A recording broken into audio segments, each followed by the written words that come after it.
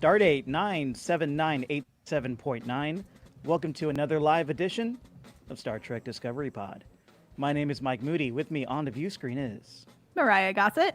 Grant Davis. Clyde Haynes. This week we are podcasting again live on YouTube and looking to the future. Mainly because that's all we can do since there's no new Star Trek for us to review. But we do have a lot to look forward to. Discovery Season 3 is on the horizon. We think, maybe, toes crossed.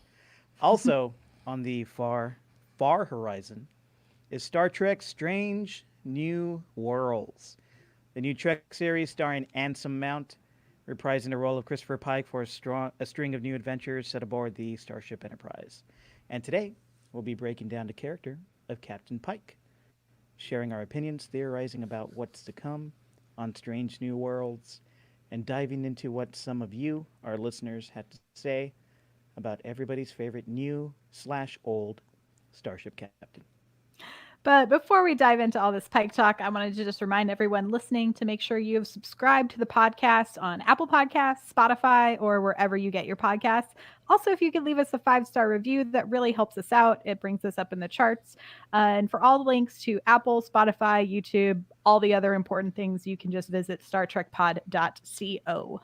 But if you've already done that and you're itching to do some more, like you want to give us some of that money that you have in your pocket and you just need to spend money, please go to patreon.com/StarTrekPod, and there you can make a per episode pledge. Give us $2 an episode and you'll gain exclusive access to our private Slack channel where we discuss all things Trek. We got a whole bunch of different channel rooms and in there, and it's a good old time. We're also doing bonus content exclusively for our patrons, those people that are helping us pay the bills and keep this little project afloat, including I think there's an exclusive series of Badass Ladies of Trek that Mike and Mariah are doing. And I think that you guys are going to somehow drag me into talking about some more of these Trek movies. So we'll get in there as long as we can do those Chris Pine ones. Mm-hmm. I think coming up next, the Kelvin verse. He can give Anson Mount a run for his money with dreaminess. matching jaw lines for the win. Right, For Clyde? sure. Those jaw lines. Yeah, the jawlines. It's like that I give rock the edge to star Mount. Captain jawline. And if you happen to be watching us live on YouTube, we would love for you to interact with us. We want to hear from you.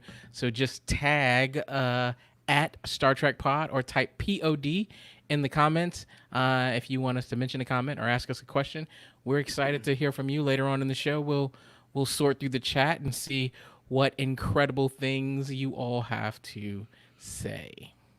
Yep, and just like the past few weeks, we are deviating a little bit from our usual format. We typically review a new episode of Star Trek on the pod. There's no new Star Trek, so if it's your first time joining us, check the back catalog in which we've covered every single episode of Star Trek Discovery and Star Trek Picard. You can find all that at StarTrekPod.co. All right, let's do this. So Pike. Christopher Pike has been played by 4 actors. First by Jeffrey Hunter and Sean Kenny in the original series. How many is that? 2. 2, okay.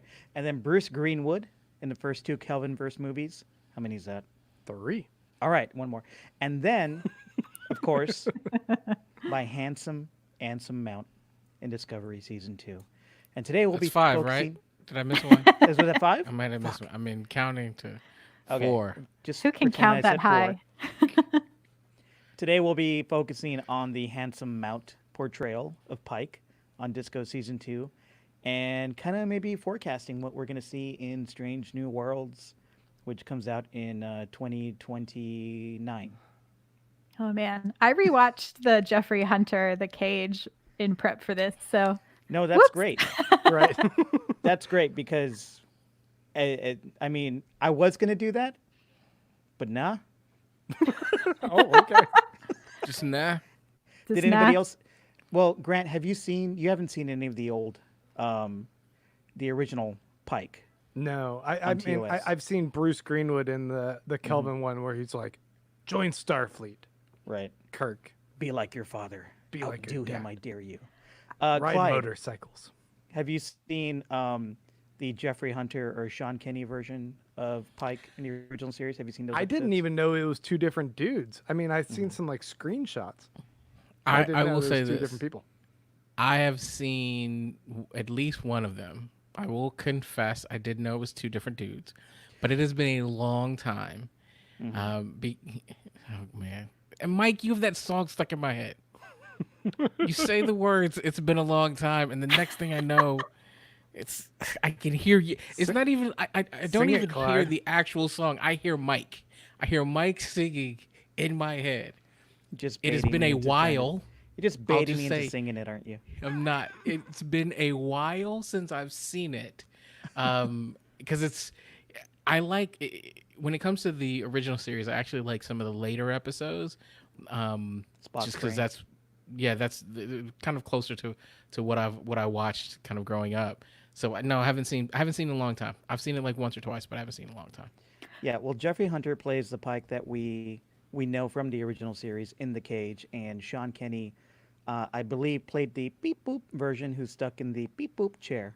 So he's Yeah. basically He's the Bran. menagerie version. But yeah, I like Exactly. to think the Jeffrey Hunter, The Cage, is our original prequel to this Pike, since they did show it right before the memory episode of Discovery. Yes, indeed. Well, I did rewatch something in preparation for this. I rewatched Brother this week, the season 2 premiere of Discovery, which is also the first appearance of Captain Pike on Discovery. And let's just start there. Like, I was struck by how gracious, empathetic, and transparent Pike is with the Discovery crew right when he meets them. He just hops off that transporter beam, and he shows a lot of humility when he's explaining to Saru that he's there to take over the ship from him. Like, Saru's been captain for like 3 episodes, and all of a sudden, here's Pike taking away the ship. And Saru's like, "What the fuck? This is the first I hear of this, bro." And Pike says, "Yeah, I know. Sorry, bro, but Sucks, that's dog. because I wanted to deliver the news to you in person, because we're homies like that." I remember all this.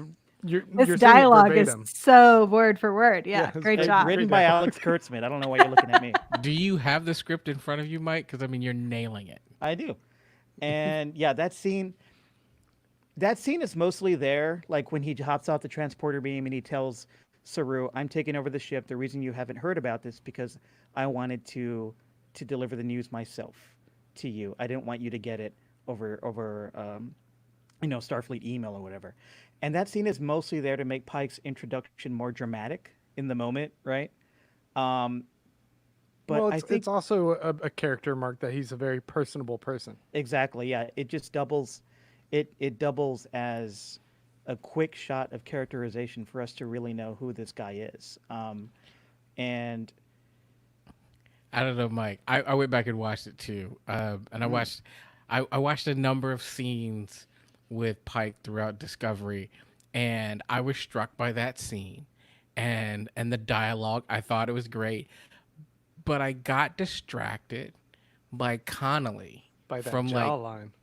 not the jawline, but Connolly because I'm looking at this guy and the way they kind of it was that Spock fake out. But from that moment, I was thinking, dude, you've got about 20 minutes before you die.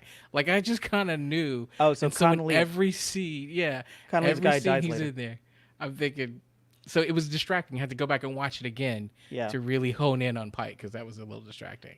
well, I think but like you're yeah, in that scene, I think the writers were trying to convey to us that Pike is a character that we can trust and like. And in the scenes that followed, when he meets Tilly and he meets the entire bridge crew, I think that's really what the writers are trying to tell us as viewers. And I think some of us needed that after watching the betrayal of Lorca. Like, we don't want to see this play out again with a shitty captain and a guy who's just lying to everybody. And right away, they're like, "That's not what we're doing." And I remember that, and I warmed up to Pike right away in those scenes. Like, he introduces himself to the crew, and he's basically, "Yo, I'm the anti-Lorca." and he puts up his personnel file on the view screen for everybody to see, and all that made me immediately like and trust the character upon his introduction, and then we'll get into more of how Pike was portrayed in season 2. But what did you all think of Pike's introduction on Disco? Yeah, I think it made sense from a character's perspective, even from watching The Cage and what little we sort of know about this character within this timeline and this universe, right? It's like the man, the myth, the legend, Pike. And I think we get to see someone who is very hands on, who has a set of morals and values, but at the end of it all, really just wants to make sure his crew survives and thrives. I think beyond just that survival mode, because one of the things that really struck me in my rewatch of The Cage and what I think plays well into Anson Mount's portrayal in Discovery is him having this moment where he is really internally conflicted about having crew that's been lost to a big battle scene, that was not, seen on screen for any of us, but you can see that emotional turmoil there, and he really wants to be someone that folks can trust and that he can sort of go to bed every night without having to drink too many beverages. And so I think him walking in and saying to Saru, listen, I know if this was my situation, I'd want the person who's coming in to talk to me personally. And so that's why I'm here, to do that for you and to make sure that this crew knows that I'm here for you, not to take over, and to make sure that you survive and thrive as a cast and a crew. And meanwhile, Saru is like, "Oh, thank God you're here." Like, I'm in over my head. I'm freaking out about everything. I still have my ganglia. I can't handle this shit. Yeah, that's pre-ganglia, or pre-losing the ganglia Saru. I gotta say, it was everything I wanted from like episode 1, season 1, in a captain, right? Because if you think about it, when we first come into Discovery, we're treated with this, Captain Giorgio, who seems like everything you'd ever want in a captain, right? Captain Giorgio looked like she was gonna be kind of Kirk, Jean-Luc, Janeway. Like we were really kind of going in the same, Cisco, that type of archetype. And in the first episode, she's dead, right? And then we are treated with a new Giorgio, who is anything but those things. And we've got Lorca, who's anything but those things. And finally, we get this captain that is affable and charismatic from day one. And I was a little leery, like, are they going to kill him too? But it was great. Like, I was worried he's only going to be here, 2 episodes? But from that moment he walked in and kind of talked to people, that is what you think of when you think of a Star Trek captain. And I think it was summed up best by what Admiral Cornwell said, kind of in her farewell scene. We have to preserve the best that Starfleet has to offer, and that's you. And I think that's what he symbolized from the moment he stepped foot on the Disco, and that's what I felt. I mean, yeah. And Grant disagrees. Surprise! No. I remember when we were watching the first season that you guys all seemed a little bit surprised, I guess, by the darker tone that this Trek show had taken versus other previous iterations, I guess. Mm-hmm. And that there wasn't this kind of central focus, this beacon of hope and optimism that you guys have talked about is always fairly present at the core of Trek. So after a string of these captains who either have died tragically or been manipulative or have been feckless to some degree, maybe, that this guy just walks into the scene and like instantly has this warmth and this fatherly figure kind of pride in everyone. He has this respect for everyone from the top down, and you see that in how both Anson Mount and the writing was geared to portray this guy. I got what you guys were talking about a lot, where you're like, this is the type of character that we want and we need within this show. Yeah, it was fantastic. I was immediately taken with the guy. Handsome Mount has a ton of charm, and how he interacts with every single person makes everyone seem seen and respected on a show where, you know, the first season, it spent a lot of time having background characters be, you know, perfunctory for whatever plot point they needed. But otherwise they were just kind of background characters. And you start getting a little bit more of a sense of like who these people are when he kind of takes charge, and he's there to learn people's names and identify how everything's operating on the ship. And it's like, it's an entry point for us, when the first season was just kind of go, go, go between all of these crazy events that they were all having to react to. So yeah, I mean, he was fantastic, and it really brought me into this other sense of space exploration being this aspirational goal, and the love of the crew that you guys have talked about, the family. He's Dom Toretto. There's one thing that I'm not quite feeling, that I keep hearing people talk about, and that is this idea of him as a dad figure. I'm struggling with this because he's got way too much like swag to be a dad. I think you mean daddy. Yeah, daddy. Maybe. Daddy figure. I think he's more of like that real cool uncle. Right? Clyde, you're a dad. You're saying you don't have swagger? I mean, I don't have swag like I had before I was a dad. It goes out the window. I care too much now. But I think he's cool. Like, I think one thing that I see that, honestly, if we're thinking about captains, he's got to be the coolest captain since Kirk. I mean, he's a little bit more like structured and by the book than I think what I've seen of Kirk. Kirk seems like he's aware there is a book, I guess.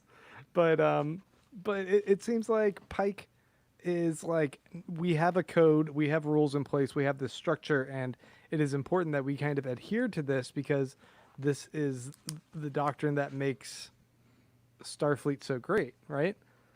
And in a way, that does feel a little bit more like an anchor point, a father figure, a dad who is there to make everyone feel stable after so many tumultuous relationships with a captain. So I mean, I still stand by dad, but I also agree with Mariah saying daddy. I think the other thing about, I think the way this character is portrayed in this iteration, I kind of feel like he probably knows he has the swag, but he chooses not to overuse it. Like, it's there, the charisma is there, the charm is there, but in watching how he interacts with other characters on Disco and then also in the cage, it's like he knows he could get it, but he chooses not to do it because he's going to do it on his own terms. I see there's a comment in our live thread that Beta Artemis says, Pike is dad, uncle, big bro, and daddy. And I'm like, there we go. I agree with that. Yeah. Yeah, I can definitely get behind that. And that is, I was going to say something along those lines, because when he first comes in, he does the roll call. Like what you were saying, Grant, he kind of orients the viewer on this ship. He's almost the surrogate for the viewer. He gets on the ship and he learns everybody's name, and he says roll call. He goes on the bridge, says roll call. Everybody give me your name.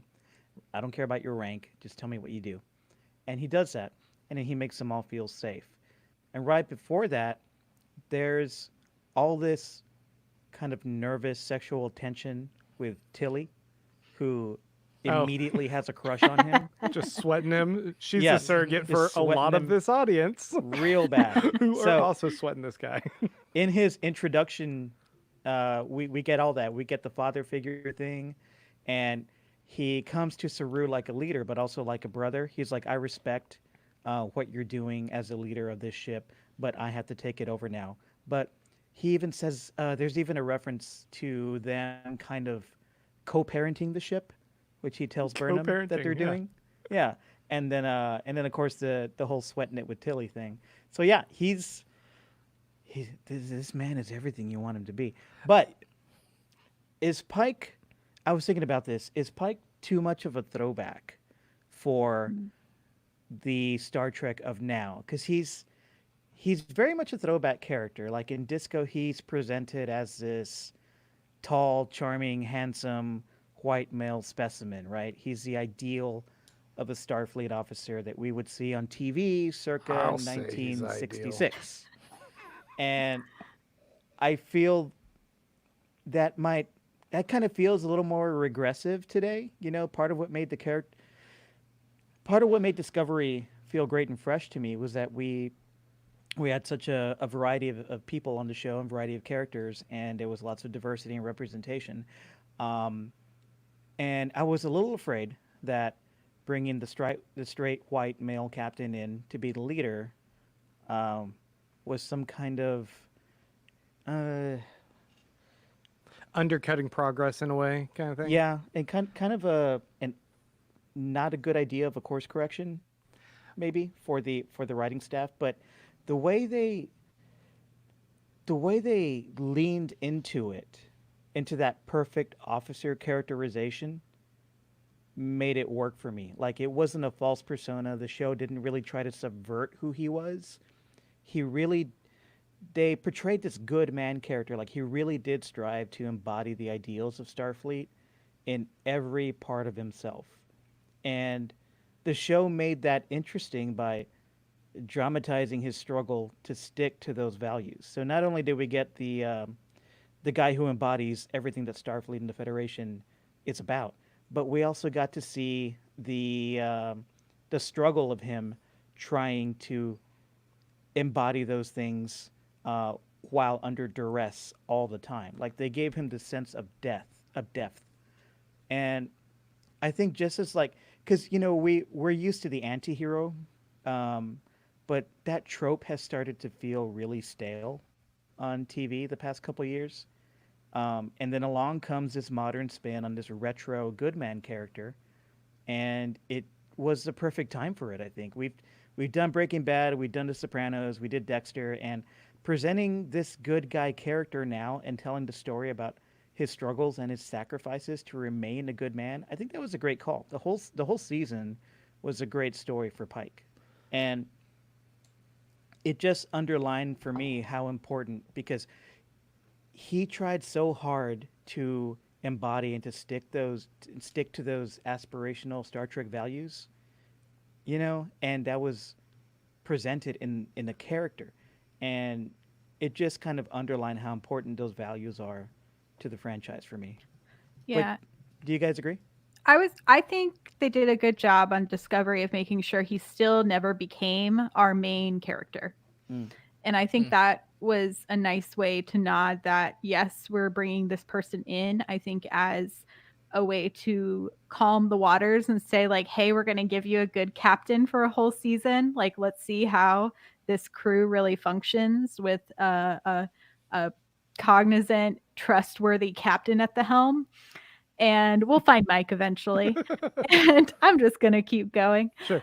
But I think I really enjoyed that they didn't make him the main character. So going into this new show, I'm hoping they use it as an opportunity to really continue to expand and build a large ensemble cast, because we are going to have Rebecca Romaine as number one. We are going to have our young Spock. And I think the opportunity there, and it's obviously already rewritten this character, because in The Cage, he makes a remark about how he's not used to women on the bridge yet, except for you, number one, because you're different, which is that whole, like, you're like a man's chick. Don't worry about it, number one.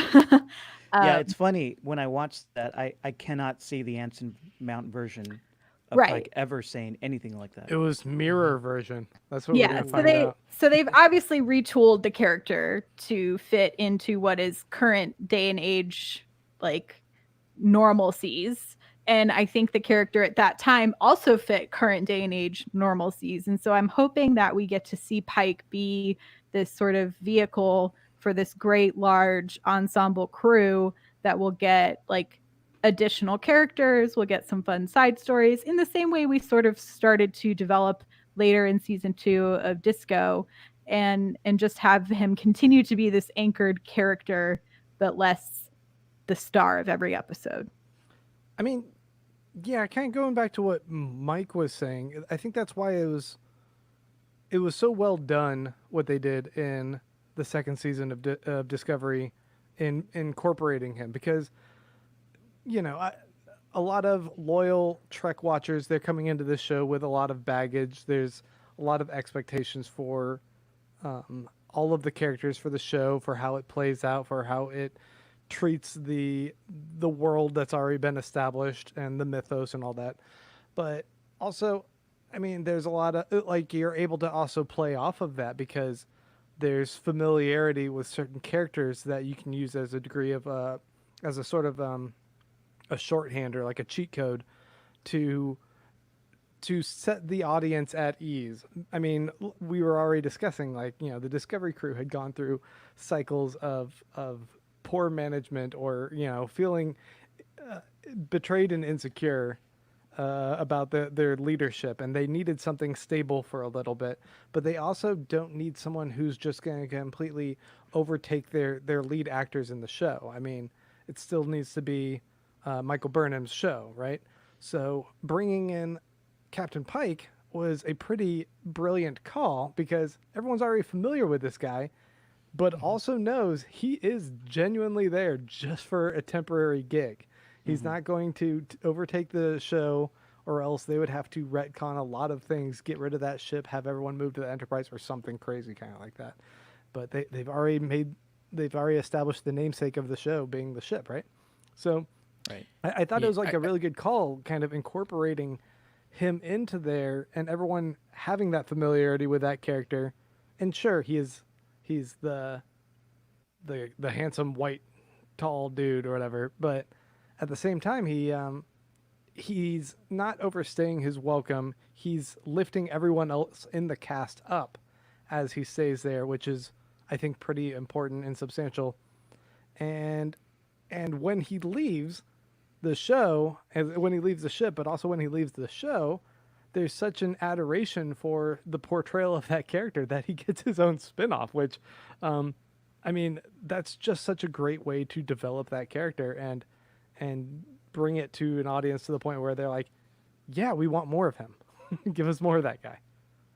Yeah, I thought it was artfully done because, Mike, to your point, it wasn't a trope of we're going to have a handsome, tall, all-powerful white male. What it was a bit of a do-over, right? And so you have this incredibly diverse cast, right? The bridge crew is, not only is it multicultural, multi-ethnic, it's multi-species, right? Multi-generational, it's multi-everything. And in the center of it, you don't have this domineering figure, but you've got more of this mentoring, ruddering kind of coaching figure, right? He's not the domineering captain as much as he is the coaching captain. How do I bring everybody up and put people in the right places?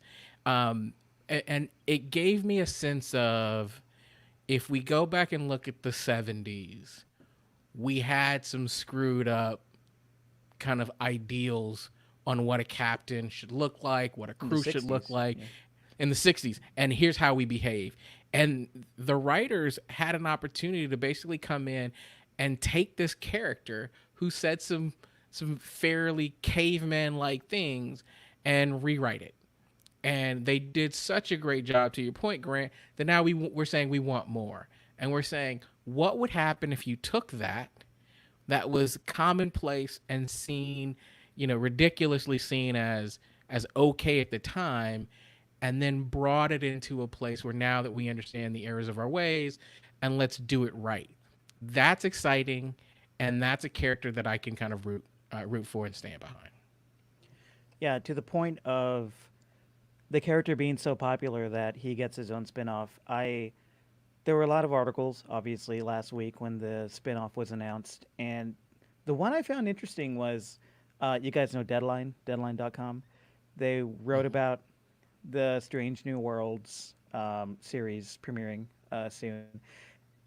And their take on it, you could tell it was someone who was not into Star Trek or hadn't seen any of the Discovery show who wrote this, because the main photo, it was Grant, the main photo and the headline and the emphasis of the article was that Spock was coming back, and fans are excited about Spock. But we're really excited about Handsome Mount. I mean, Ethan Peck as Spock is fantastic and pretty fun, and I can't wait to see what he does as this young version of Spock without all of his beardy madness that we saw in Discovery Season 2. But I'm really, I think the fandom is really here for Handsome Mount, and Handsome Mount and Pike is what got this show sold and made. Mike, how many versions of Spock have we seen at this point? Right? 3? You've killed Spock. You've brought him back. We've got young Spock. Oh, baby Spock. We've also watched him go through adolescence. Finger banging Spock. We saw him. No. Oh, wow. Part 3. I mean, I'm with you. Spock is interesting and is a incredible character. Put your hand down, Mike. Yes, please. But Stop Pike it. You're below me on my screen and I don't like it. Wow, it got weird in here. Keep going, Clyde. If you're listening, just ignore some of those things and we'll keep going. No, Keep going. I just think that if you're talking about new and if you're talking about stories, and we all love new stories and things that haven't been told, that's where Pike is. It's almost like they teased us 50 years ago, right? And now they're coming back to actually tell that story. Yeah, it's so cool that they, there was this kind of regressive character back in the day, but now he's like the most progressive white guy on TV. It's fantastic. Yeah. There's so many cool things about Pike. Like, he sees the best in everyone. That is immediately clear. He's a leader, but he accepts and values everybody's opinion, no matter their rank. That is explicit throughout all of Disco Season 2. He accepts and celebrates what makes someone different and unique. He's always doing that. And I think to the point that Anson Mount said in a number of interviews before Season 2 premiered, and what a lot of people picked up on, is that this is Sonequa Martin Green's show for the most part. It's an ensemble show, but she's a lead. And Anson Mount, in all his interviews, was clear on that. Like, this is her show. I'm here to support her.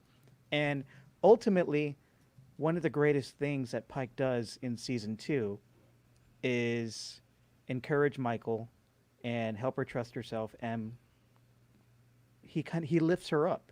And he does the same thing for Saru and the same thing for Tilly, and in smaller ways for the rest of the bridge crew.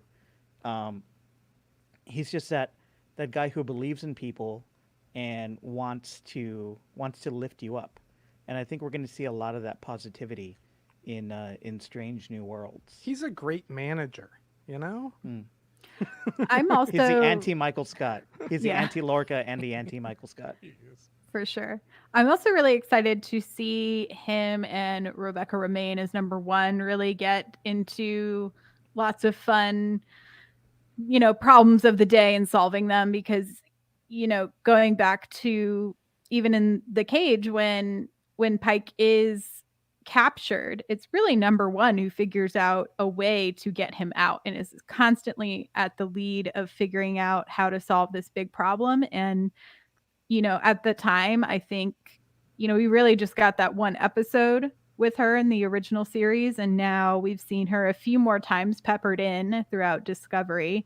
But I think the casting was so smart. I think her portrayal is really great. And I'm really excited to see that chemistry on screen.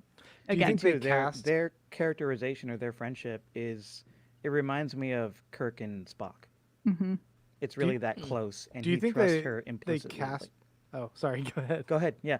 No, I'm just saying he trusts her implicitly, and that is a carryover from The Cage, which, if you read the history of Star Trek, when the network wanted that original pilot retooled, one of the issues they had was, we really don't want a woman running the ship when the captain's away. So they got rid of that character. and that sucks. But we're Mhm. gonna get that now, which is great. Yeah, I was just kind of curious. Like, do you guys think that they cast Rebecca Romaine in anticipation that there was a good chance there would be a spinoff? I mean, I would have to say she has to be another one of the reasons that this is carrying over because she is a pretty big name cast get for such a, quote unquote smaller role on Discovery. And so I feel like they were setting up all of the pieces and are like, let's see how the audience reacts. Obviously, we all loved it. And so I think it just really strengthened them pitching to the network like, hey, like this is going to be a great crew. The fans love it. Let's bring it back. Let's tell the story of this crew that didn't get to be told on the Yeah. actual original series. And CBS was just like, oh, another Star Trek show? Sure. Sure. Let's add to the It 50 other ones prints we money. started. Hey, did Headgear die? I can't remember. You know what I'm talking about. I don't think so. You know Daft what I'm Punk. talking about. Yeah, Daft Punk on the bridge. Are you talking Oh. about the lady who was the security officer? Yes. Oh, Non. You're talking about Non. Non. Yes. No, Non's still around. Yeah, Non went Okay, to the so- future with them, didn't she?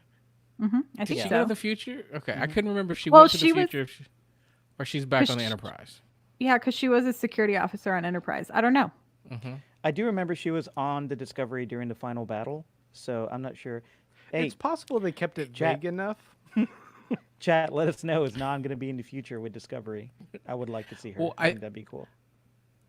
I bring it up because I think that from the moment they introduced the Enterprise crew, we were all hooked. Like they absolutely picked a group of characters. So between Spock, between Number One, and between Pike, that if they ever wanted to do a spinoff, I mean, that's how you do it. You don't just have like a couple random characters that you go, all right, well maybe the writing will be so good or the material, Section the 31. franchise.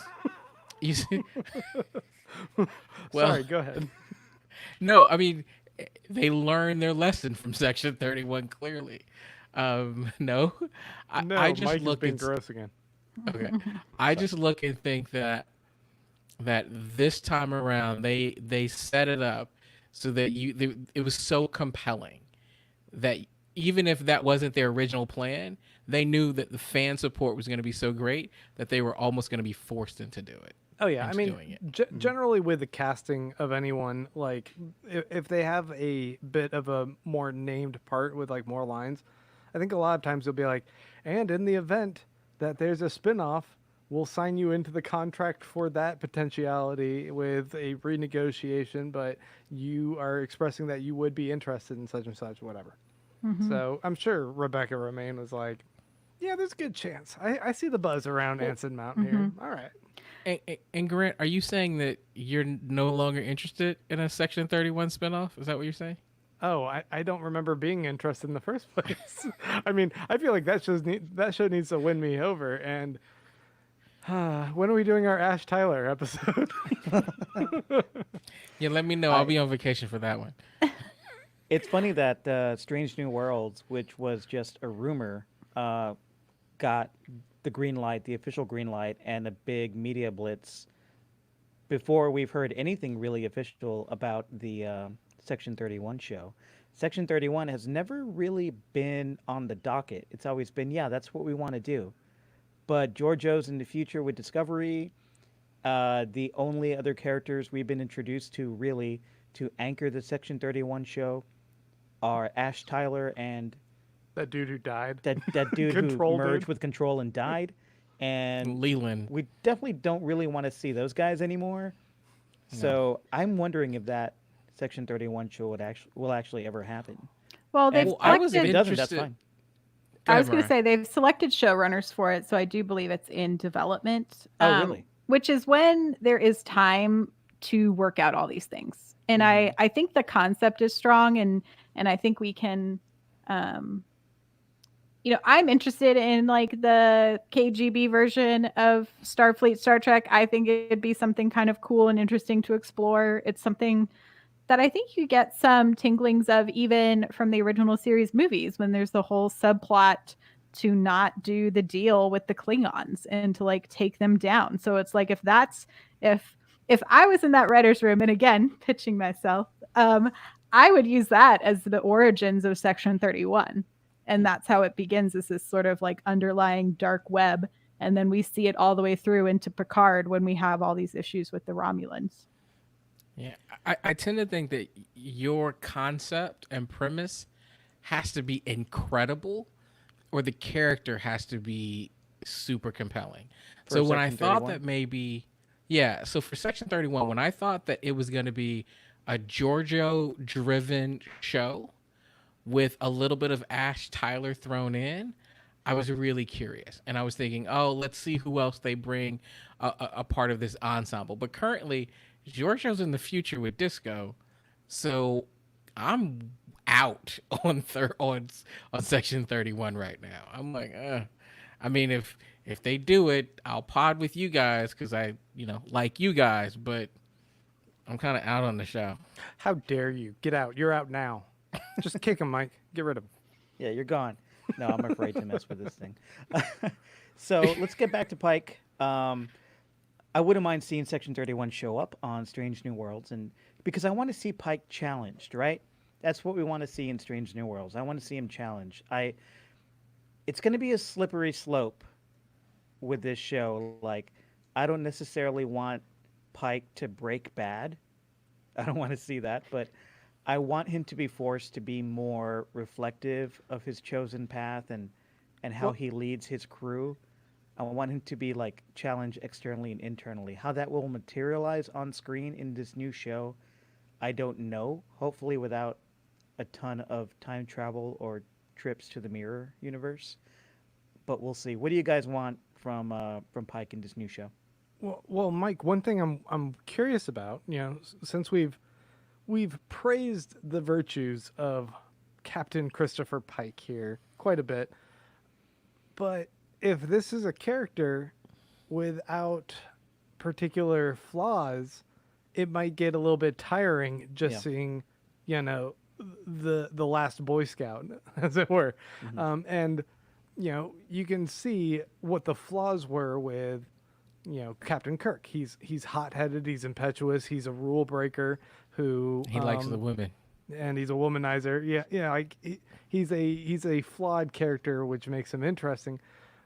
What we've seen a lot with Pike is that he is a calm, respected and respectable person who treats everyone with dignity and always acts in the best interests of the ideals of Starfleet. But I'm wondering, what are his negatives to you guys? I don't know if we saw it as much on Disco, but I'm hoping they explore it more. Is his Blatant misogyny? no, not that part. But he had this really big internal conflict at the top of the pilot episode about if he even wanted to be in Starfleet anymore, if he was ready to retire, because he was upset at how this big battle took place. And so if he's sad about losing crew, loss of life, and all of these things, and this is starting to take a mental toll on him, I think it's going to be interesting to see how that mental toll plays out across all of this, especially now that he's essentially sent an entire ship of people into an unknown future, and he's going to have to mentally deal with that. He also now tentatively knows his own future and has to sort of deal with how he wants his legacy to be upheld.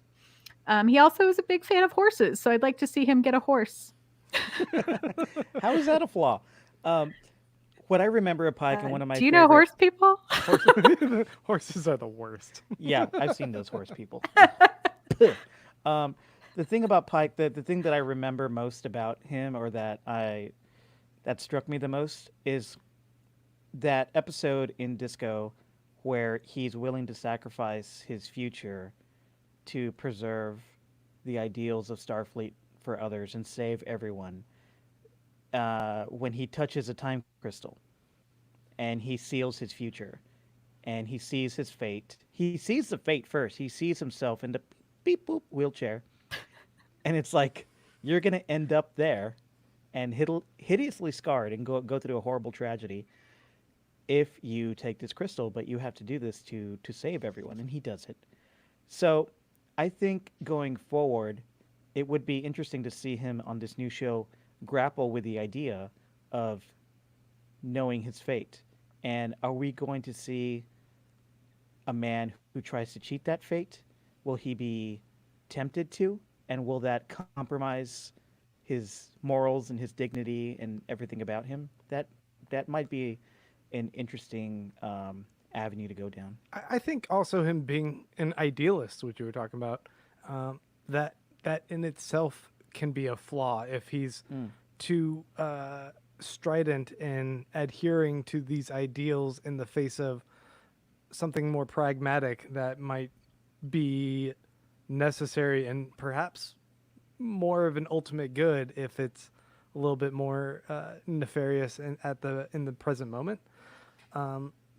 That could be something interesting for him to kind of struggle with and have crew that might feel betrayed by him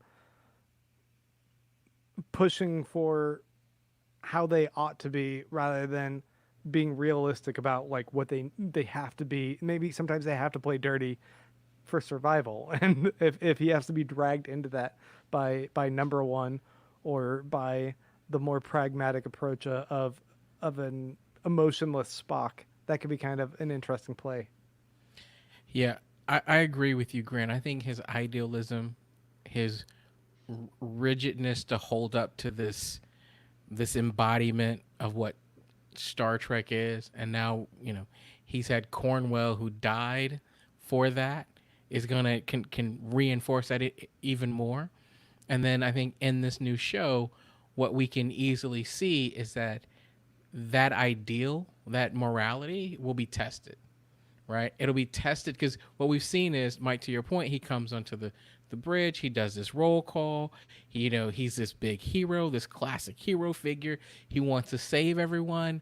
Well, as we know, Star Trek is all about taking those captains and then forcing them to send people to their death, right? And how does he deal with that? And now that he knows that he's going to die, and somewhat how, will he be tempted to avoid that or make different decisions? And I can see a situation where in this show, we have this, and I hate it when they do this, but it'll make for good television. They break him down. He has a fall and has to come back up, right? He has to find himself, over the arc of a season. Do you think they are considering and might want to have him avoid that fate? The scar and disfigurement, they might want to go back in time and save the whales kind of thing.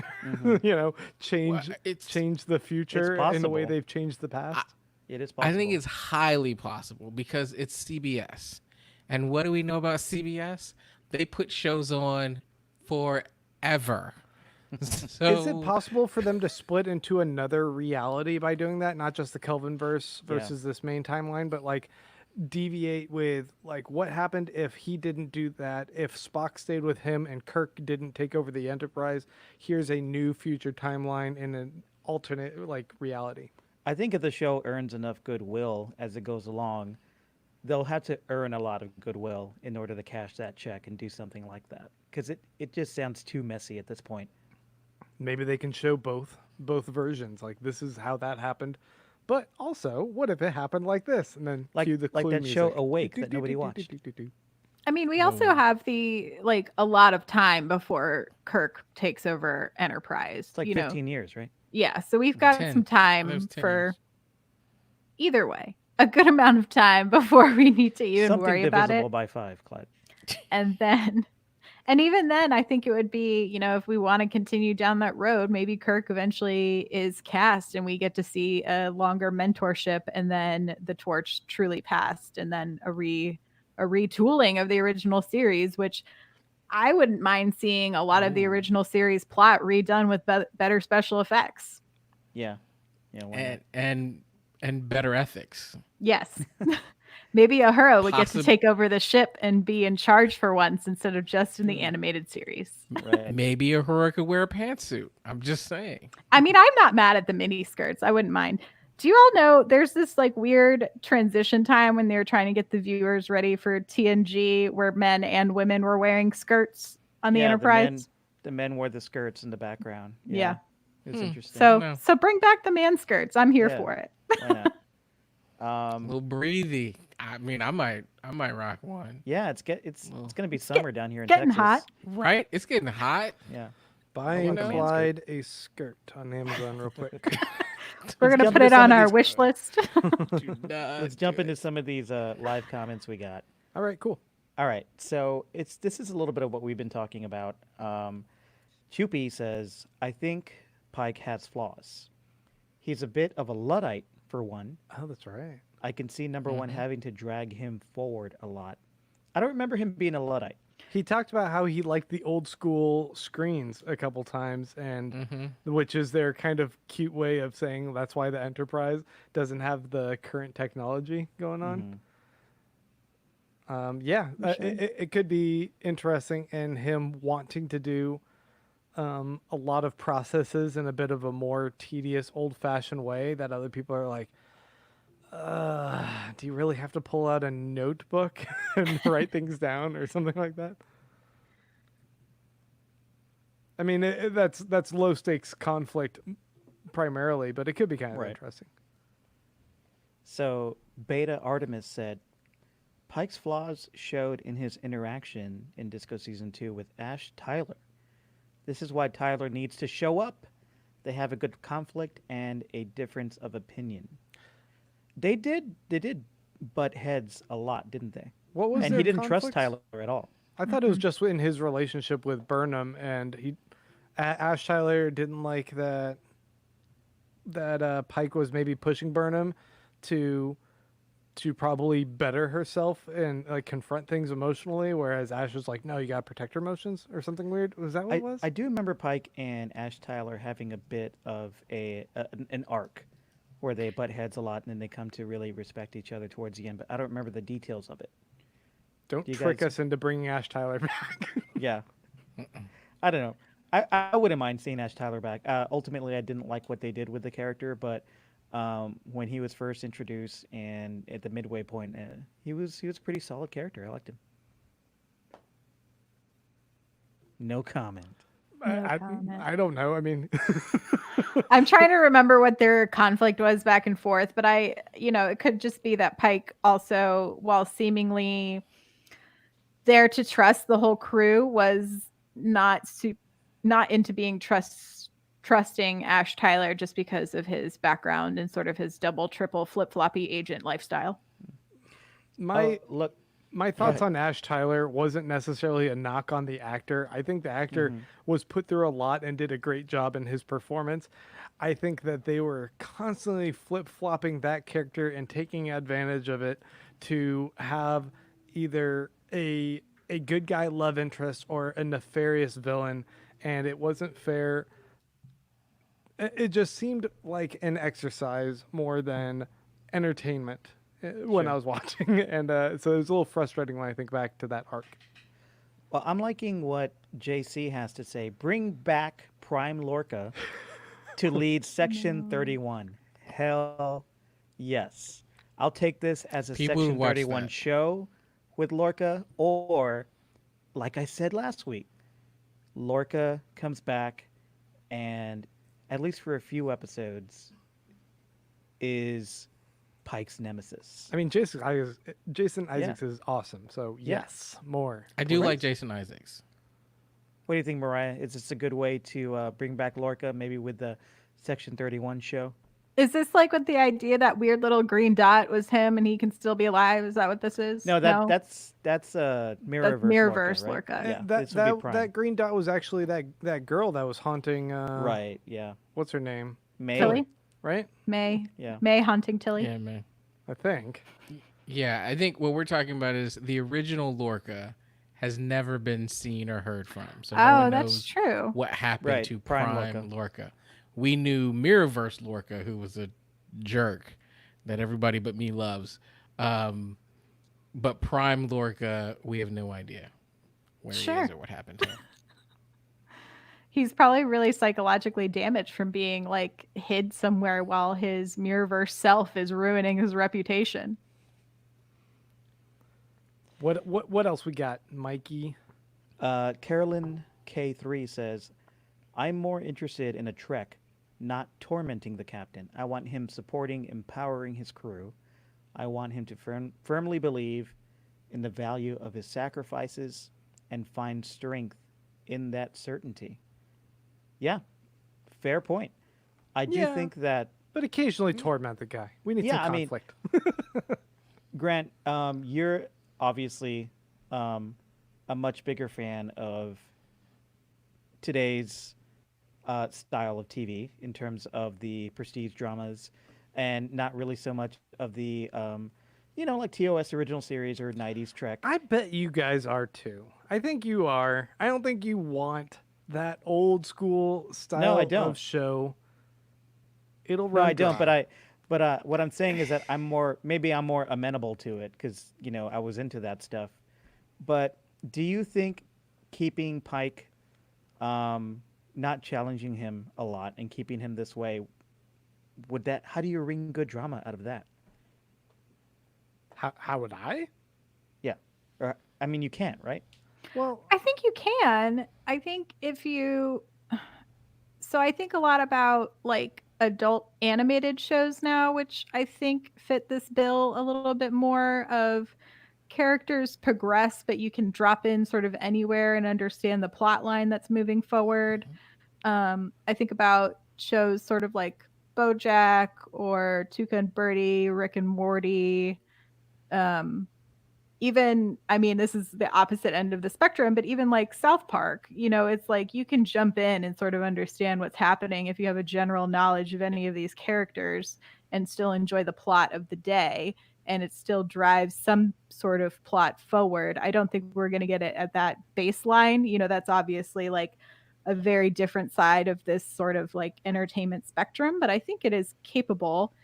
And we still have procedurals. Like there's a reason Law and Order and CSI and NCIS are huge successes and still on television. I still get down on a good Law and Order binge. So I think the possibility is there. I could watch CSI Miami right now. But I agree with you. And when you were saying that, Mariah, that's exactly what I was thinking about. Those procedurals, they are, crime of the week, the plot of the week. I could see that and still see some progression, some challenge. It really puts the challenge for the writers on what you do with the away mission that you get for every week, right? Who are the characters, the villains? Because what happens is then Pike and crew become a vehicle for these characters of the week, right? Whoever they're interacting with, and that is providing the conflict. Maybe not so much around Pike, but Pike's response to, what we'd see in TNG is whatever warlord was trying to, manipulate and destroy some other character.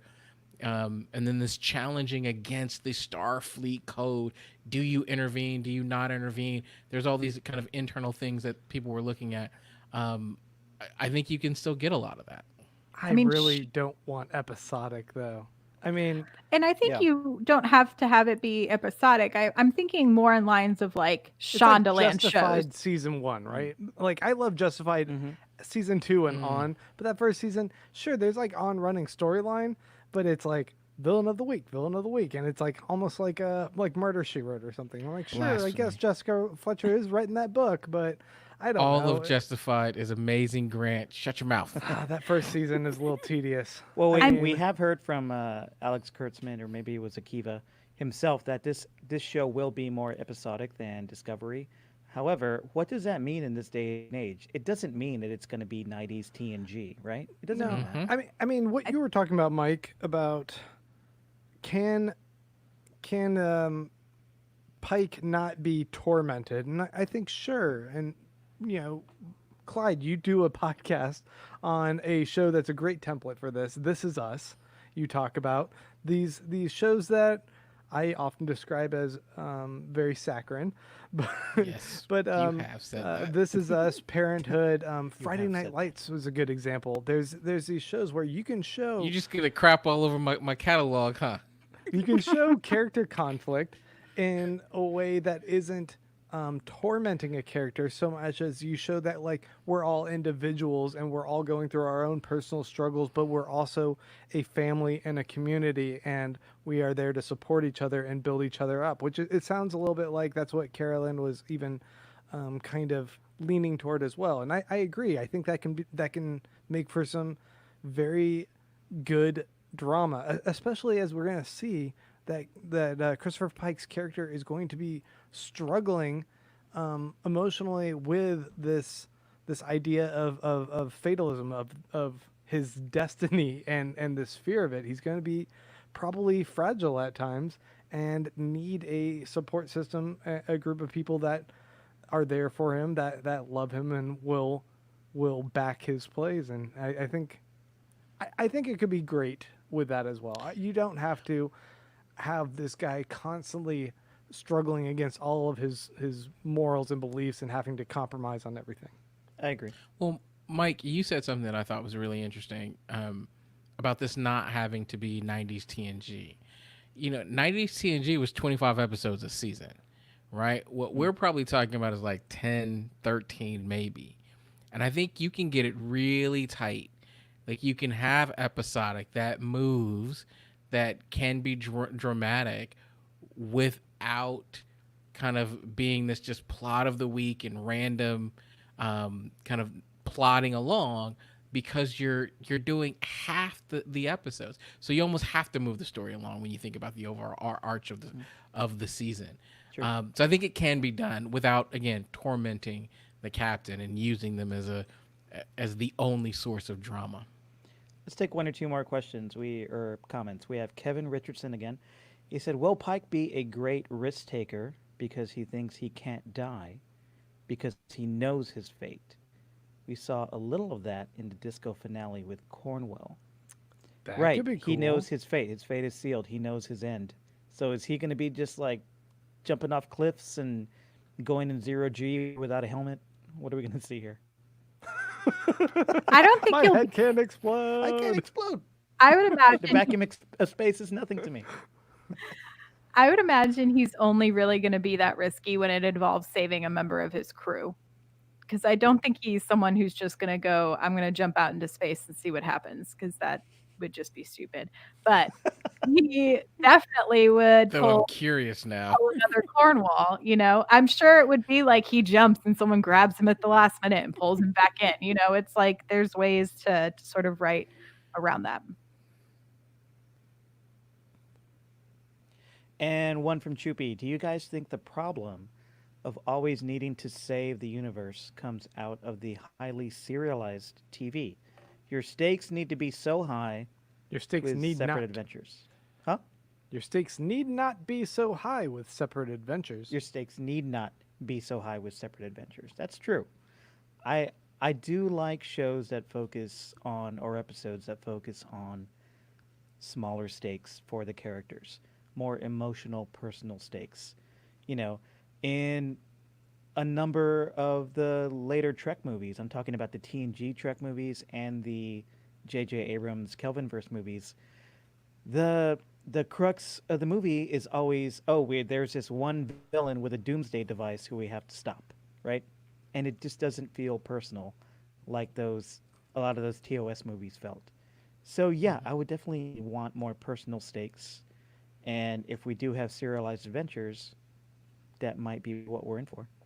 We might see this play out a little bit, I think, more like how the Voyager series did, where we got pretty substantial arcs of characters and there was less we need to save the universe, because in reality, the whole mission of the show is them to get home. And so if the whole mission of Strange New Worlds is for them to explore new worlds, hopefully then the adventures and the stakes are built to match. Yeah. I'm kind of hoping for something that addresses this kind of, what's the best term, colonialist spreading out of your Starfleet doctrine to these other areas and confronting the appropriate pushback of you can't just come in here and expect that everyone is going to operate in the same ways with the same value sets that you might be coming from a different area, and like having these more interesting and nuanced discussions of what what individuals' worlds, what people's values are, and where we do find consensus there, and where it doesn't mean that everyone necessarily has to be on the same page. That I think is right now rife for exploration and discussion in our modern era. Yeah, I think, the whole idea of, galactic manifest destiny is probably a little bit tired. I think what we're likely looking at is a reflection of whatever's going on right now. This show is prime to deal with a galactic pandemic, right? Like, whatever we're kind of thinking about, what are the things that we're struggling with now, right? Divisiveness. I hope we don't have to watch a pandemic. Oh, it's probably gonna happen. It's Well, maybe definitely there's gonna happen. a planet they're gonna have to go try to help create a vaccine. This is escapism. So, I want to live I my reality imagine through that the show. we're definitely going to be looking at social distancing and Zoom calls in space. So, yeah, but I think whatever we're struggling with now, whether that's political, whether that's kind of capitalism and economic issues, I think we'll see some of those things and in a very Star Trek manner show up. It won't be obvious, some of it will be, but I think largely it'll be undercurrents of questioning the things that we're dealing with right now. Yeah, I think in an episodic nature and going to different planets, you do have a great template to deal with, the social issues of the day every week head on. Hopefully in not a really obvious ham-fisted way, but, it's just a great template for that. And speaking about the pandemic, like Pike, we've been shown that he, at his best, he's an ideal leader, right? And that's something we, at least in the U.S., do not have right now. And that's really apparent during this pandemic. So What did you just say? I'm sorry. I'm sorry. I know it's a controversial I'm sorry, I have view. something in my mouth. I can't talk. I know it's a controversial view, but Pike is the kind of leader that brings people together. He acknowledges and celebrates people's differences and sees those differences as strengths that can come together, unlike a leader we've had for a while. I would love to see that. Insult dear leader. Sorry. Dear leader. Okay, I wanted to leave with one comment here. Uh-oh. And if you guys can vamp a bit so I can find it. I noticed that Pike 2020 is that I think I saw Pike it 2020. had some merch in the Star Trek store that says like Kirk Spock 2020, which I was like, who? I don't know. I'd probably flip that. I'd be like Spock Kirk 2020. Thoughts? Oh man, Kirk would be a great VP. Right? I'd probably go with Biden and whoever he chooses 2020 just to get rid of Trump. Yeah, that'd be Biden and whoever the hell. Full I don't imaginary- even want to fuck with fictional people. Like, no joke here. No write-ins. Just fucking vote for Biden, please, No write-ins. God. I like this comment. Ahura 2020. That is my Oh, there you go. Okay, here's what I wanted to go out on a positive note. JC says, BVG. I see you explaining stuff like an expert Trekkie. Am I First I have to BVG? say, JC, You are BVG. my name is Mike Moody, not BVG. Oh, what a positive note. Nah, Grant, he's right. You've been getting a lot of love in the comments today. All of us have. And I think it's just because we're so good. It's great. Cool. We're Good fine. on us. We did Good it. on us. I like that we all appear in different corners for people because to me, Clyde just pointed, and for the audio listeners, we're all looking at each other on our screens, but obviously we don't come up in the same array Nope. for any of us because, No, like, we are. We all have to be in the same array because it's streaming. Yeah, there's Mariah. There's Okay. Grant. Mike. And there's Clyde. Oh, You're maybe at the top. Clyde- We're just all mirrored, and everyone's awful at being able to handle what mirroring means. No. So we are there's not Mariah. good reverse characters. Mm. Guys, this was Though a now really you got me thinking fun- about Mirrorverse Clyde. He'd be fun to hang out with. He wouldn't have a beard. But he's still be a daddy. You're welcome. He'd have more swag than me. If you want to know more about Mirrorverse Clyde, go to StarTrekPod.co and listen to our back catalog because we have mentioned Mirrorverse Clyde before, and he's a fun guy. He's great, man. I wish he was here. Love you, Clyde. Guys, thank you so much for joining us tonight on Star Trek Discovery Pod Live. Remember to visit StarTrekPod.co to subscribe on Apple, Spotify, YouTube, wherever you get your podcasts. And we will be back next Thursday again at 9 p.m. Central Time. And we're going to have a Star Trek show pitch competition. So as we have seen, CBS All Access wants to greenlight just about any Star Trek show idea they could ever come up with. So we're all going to come up with shows. So we'll bring in some log lines. We'll cast a few of the main characters, give a few plot points that we see our season arc going through. And then we're going to leave it up to y'all on our social media. We'll put up some polls of whose pitch you enjoyed the best. And then I have volunteered to write a few scenes of whichever show gets selected. and we Holy will do a live moly. read of. So So awesome. this is what happens when you get bored. Wow. Yay, pandemic. I didn't even know about all that. Yeah. Folks, if you're noticing right now, we're doing the wrap up of our episode, which means we're about to be over with this episode, and you're going to have free time again to do whatever you want. And I hope what it is that you want to do is to go to patreon.com/Star Trek Pod and finally make that per episode donation. I know you've been thinking about it. You're like, maybe I should, but I don't know. Are these guys that good? Yes, we are that good. And we deserve your money. So please go to patreon.com/Star Trek Pod. There you can make a per episode pledge. Give us $2 an episode or more. You know, we're not going to prevent you from giving us more money. You can totally do that. That's awesome. It's fine. And Be great. in exchange, you know, we try to do a lot of exclusive stuff for the patrons. So right now we're doing Badass Women of Star Trek. We're doing reviews of the movies. We have other things in the works, and if Only on those Patreon. sound interesting to our patrons who are already on the Slack channel, we'll probably go ahead and do those as well. We try to make this a very fun and encouraging and positive environment for all people who love Star Trek, and we would love for you to join us. Once again, that is patreon.com/Star Trek Pod. Yeah, Go there, make the pledge. Do it.